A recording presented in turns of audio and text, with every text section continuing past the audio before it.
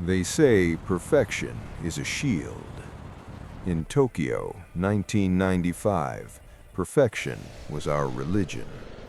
We had the fastest trains, the tightest schedules, the cleanest blueprints.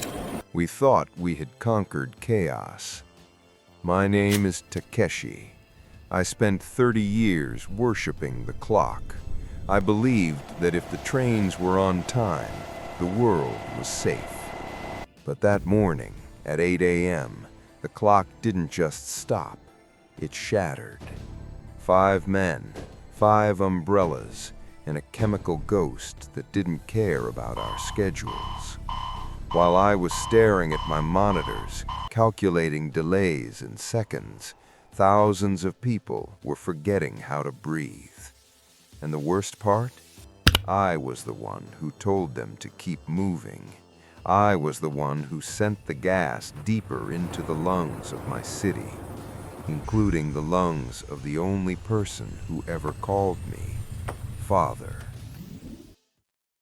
To understand how a system fails, you have to understand the blueprint. In the 90s, the Tokyo Subway was the iron spine of Japan. It wasn't just transport, it was a promise that no matter how messy life got, the 743 from Ueno would always be there. We were obsessed with that promise. We wore white gloves to hide the grease. We bowed to the passengers to hide the fatigue. We built a machine so efficient that it stopped being human. But every machine has a blind spot. Ours was arrogance. 8 months before that morning, in the city of Matsumoto, 8 people died in their sleep, a mysterious cloud of gas. The police found traces of sarin in the soil near a compound owned by a cult called Aum Shinrikyo. They had the evidence, they had the warnings, but the blueprint of Japanese bureaucracy was too rigid. To raid a religious group required a mountain of paperwork. To admit we had a domestic terror threat was to admit the machine was broken. So they waited. They filed reports. They polished the gears while the poison was being cooked in a lab at the foot of Mount Fuji.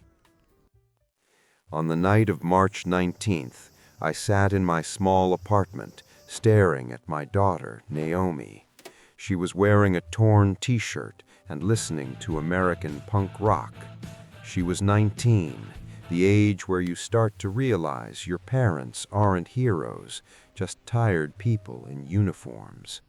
"You're a cog, Dad," she told me. "You don't even see the people. You just see the dots on your screen." I told her she was ungrateful. I told her that without people like me, her world would fall apart. I told her to get out of my sight. That was my last protocol, my last order. Monday, March 20th, 8 a.m. The rush hour was at its peak. 11 million people moving through the underground veins of the city. In 5 different trains, on 3 different lines, 5 men sat down. They looked unremarkable. They were doctors, engineers, scientists, the elite of the cult. They carried plastic bags wrapped in the morning news. They waited for the train to approach the heart of the city. Kasumigaseki, the station where the ministries are, where the power lives. They dropped the bags. They sharpened the tips of their umbrellas. 1 puncture, that's all it takes to break a civilization. Sarin isn't like a bomb. It doesn't scream. It's a whisper. It's an organophosphate, a chemical hacker designed to crash your biological operating system. Normally, your nerves use a molecule called acetylcholine to tell your muscles to move. Then an enzyme cleans it up so the muscle can relax. Sarin kills the cleaner. Suddenly, your body is flooded with on signals that never turn off. Every muscle in your body contracts at once. Your pupils shrink to the size of a needle. Your vision goes black. Your throat closes. You are essentially being electrocuted by your own nervous system. Inside the Kasumigaseki control room, I saw the first glitch. Train A720S, Hibiya line. The driver reported liquid on the floor and a foul odor. I looked at the monitor. If I stopped the train, I'd block the entire line. Thousands of people would be late. The blueprint would be stained. A720S, continue to the next station, I said into the headset. Clean the spill at the terminus. I didn't know that with every meter that train moved, the wind was whipping the sarin through the cars. I didn't know that people were already clawing at the windows, their eyes turning to stone. At 8:15 a.m., the board went into a frenzy. Red lights everywhere. Marunouchi stopped. Chiyoda stopped. Hibiya, emergency. My supervisor was screaming. The police were on the phone, but they didn't know what they were looking for. They thought it was an explosion. Then they thought it was a gas leak. Ventilation, someone yelled. This was the moment the blueprint truly decayed. Our emergency plan for gas leaks was designed for natural gas. It said, keep the fans running to disperse the fumes. But sarin is heavier than air.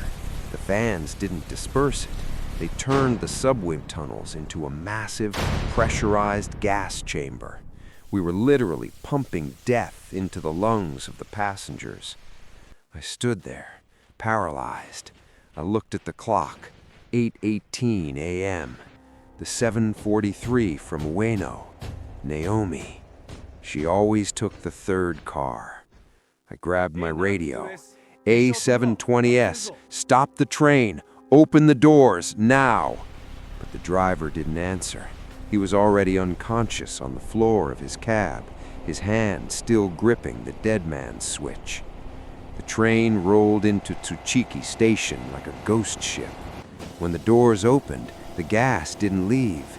It poured out onto the platform like an invisible tide. I saw the footage later. People stumbling out of the cars, falling like cut wheat. Commuters in suits trying to perform CPR, not knowing that every breath they took from the victim's lungs was poisoning them too. The hospital system collapsed in 20 minutes. Doctors had no idea what they were treating. The police were still trying to figure out if this was an accident. The cult had spent years studying our perfection, and they used it against us. They knew we wouldn't break protocol until it was too late. By 10 a.m., the city was a war zone. Thousands were lying on the sidewalks of Ginza and Roppongi. The air smelled like old laundry and death. I left the control room. I didn't ask for permission.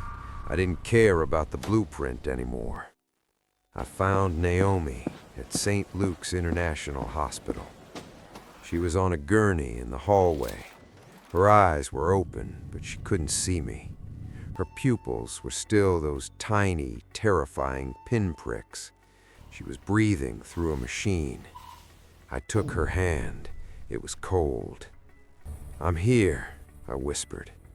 The system is working again. Everything is on time." She didn't die that day. Not many did. Only 13 people lost their lives in the immediate attack, but over 6,000 were poisoned. Naomi's nervous system was shattered. She spent the next 3 years learning how to hold a spoon. She never looked at me the same way again. Because she was right. I was a cog. We all were. The Tokyo gas attack wasn't just a failure of security. It was a failure of the blueprint.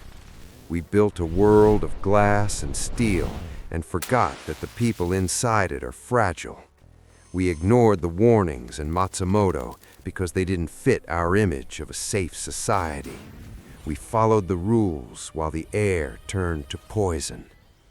Today, the Tokyo subway is cleaner than ever. More cameras, more sensors, more protocols. But every time I hear the chime of a closing door, I hold my breath. I look at the people in their white gloves. I look at the schedules that never miss a second. And I wonder, what is leaking through the cracks of the new blueprint? What is the cost of perfection? Because I know now that the most dangerous thing in the world isn't chaos, it's a system that thinks it's perfect.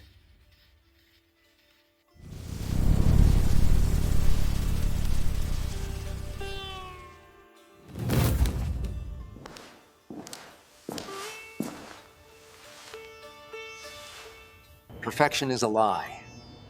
Don't ignore the cracks. Like, subscribe, and stay on the line for the next story.